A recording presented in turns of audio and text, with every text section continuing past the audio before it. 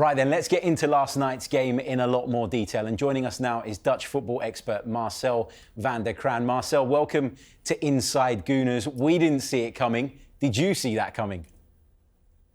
Well, I saw a small defeat coming because I could tell the way PSV were crashing after the winter break in the Dutch league. It wasn't giving us much hope for this tie, and especially with the amount of quality that Arsenal have on the pitch. I know they have not been scoring many goals in England, but there is always the potential, and the potential really came at the wrong moment for PSV Eindhoven. Every fan in Eindhoven, everybody in that stadium was completely knocked back by what they saw from Arsenal last night.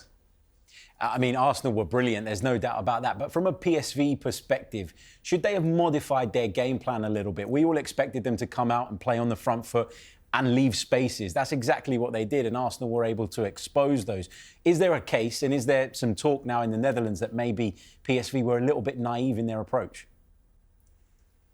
The manager of PSV Eindhoven, Peter Bos, has been really applauded for his lovely attacking style of football. He's a typical Dutch coach. You know, in the 70s, we played like this, you know, on the front foot, high pressure, grab the opponent by the throat.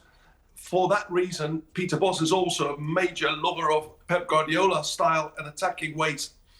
He wanted to do that right from the start of his career. He's done it everywhere, Olympique Lyon, Dortmund, Leverkusen, and he's done it at PSV Eindhoven. Last year, it brought a lot of success. You know, he won the league and he qualified for Europe, for the Champions League. And in this Champions League, only a couple of weeks ago, they had this fantastic game with exactly the same approach and the same attacking style against Juventus.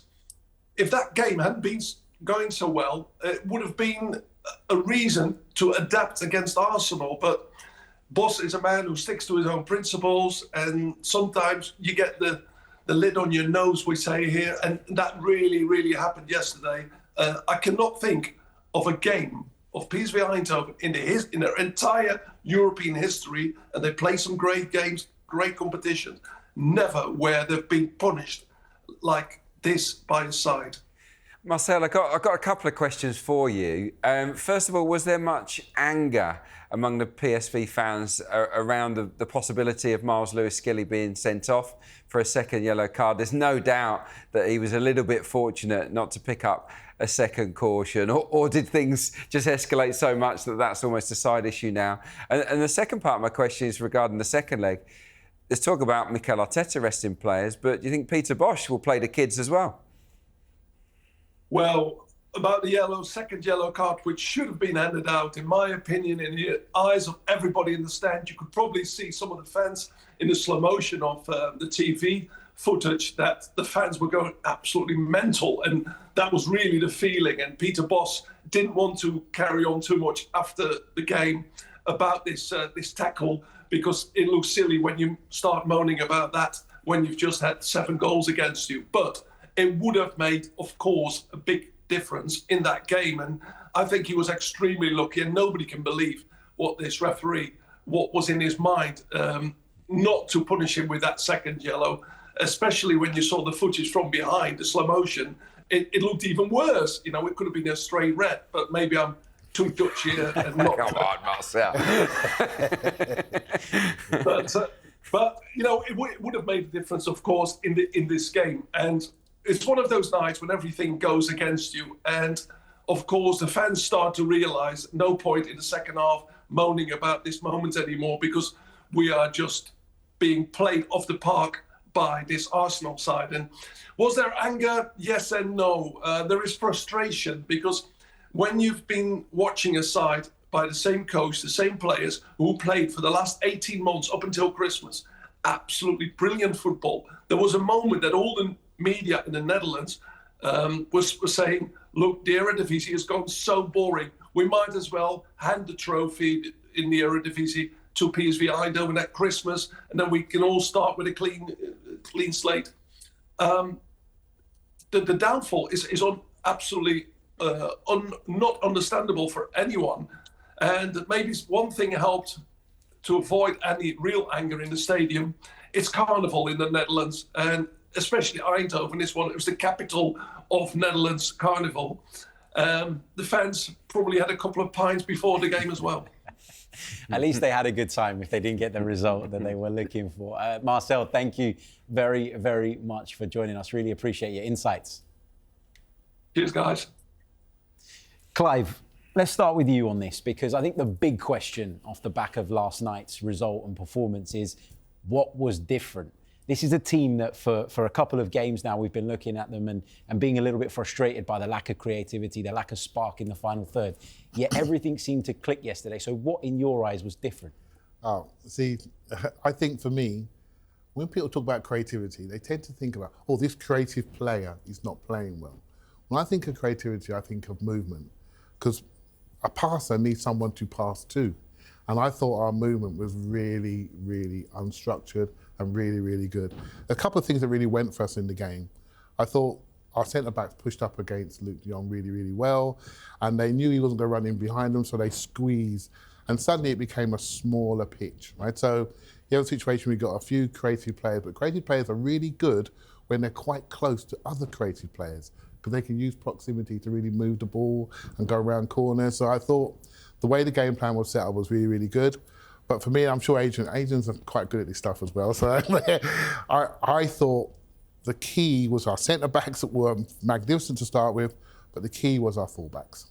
I thought their running lines, if you look at the first few goals, all in that sort of inside half space, the runners there, that to me was key. Their freedom of movement, where they were allowed to go, because we had a solid platform, was the key to adding more threat to that backline. With threat, suddenly our passing players look quite good. When you've got no one to pass to, Adrian, it didn't really matter, does it? You can be the best passer and creative player in the world. All you end up doing is drilling a hole in the ground, going round and round and round until you hit oil. Right, so I thought it was a fantastic, fluid performance. Adrian, what did you make of Arsenal tactically? Clive's touched on a couple of the elements, but there were some differences, wasn't there? Yeah, brilliant. It was brilliant. Yeah, I think that football and football tactics is so much about mathematics, and it's about angles. And when Arsenal aren't at their best, they play in straight lines, and the movement is very predictable. What we saw in this game was chaos. It was carnage. It was mayhem, chaos. All of these terms, and it was excellent. It was exactly what this team needs. When you've got no real striker at the top end of the pitch, you have to be a bit more creative. And by taking up different angles, like you say, the fullbacks driving in from the wing into the side channels, we saw Declan Rice practically playing as a left winger in the first half. Jurrien Timber pops up at the far stick to get on the end of a Declan Rice cross. That's not supposed to happen, but Arsenal played with that imagination and freedom in this game. And PSV just didn't, it completely bamboozled them. The fullbacks were outstanding. We saw it for the Trossard goal, that lovely 1-2 or the double 1-2 with Calafiori and Trossard. What was Calafiori doing in the box for the goal that he scored? We saw Jurrien Timber pop up as a striker at times. That mayhem was magical, and it was also by design. Mikel Arteta had clearly spoken to the players. I don't think it's the sort of thing you work on, because it's not structured. No. But it is, he's giving the players license to pretty much go where they want. Yeah. And I love that. I loved it. And that's one of the things that Mikel Arteta is sometimes accused of not giving his players enough of, right? That license to go into different positions. And just to add to what you two guys have been saying, I think it was the rotations as well. Not just sort of people taking up different angles and going into different areas of the pitch. It was the fact that Timber would pop up as a right winger and Partey, for instance, would have the presence of mind to say, right, I need to tuck in at right back in case we lose the ball. And you'd seen Nwaneri come from the right over to the left, and Lewis Skelly would invert sometimes, and other times he would sort of go on the outside. I think it was that variation that was really good, wasn't it? Yeah, it was. I mean, I think chaos is a great phrase. I think the way Mikel described it was players taking initiative. Yeah. And it's the same thing with different phrase, right? So but I'm a big believer in this. When you can see it and it's just over there, you'll go and get it. If you can see something but it's 40 yards away and you're not compact enough, you become a spectator. And I felt we were all contributing because our distances were so nicely tight, particularly offensively and defensively. So I think that's a key thing for this group, particularly the players that we have who do like to travel. Timber's a great example of that. I mean, Timber was man of the match in the first 25 minutes, literally was outstanding. Obviously, he went back home and decided to leave a memory with the public out there, and he was really, really good. So he epitomised where we were going. I think it's a great sort of principle change, Adrian, from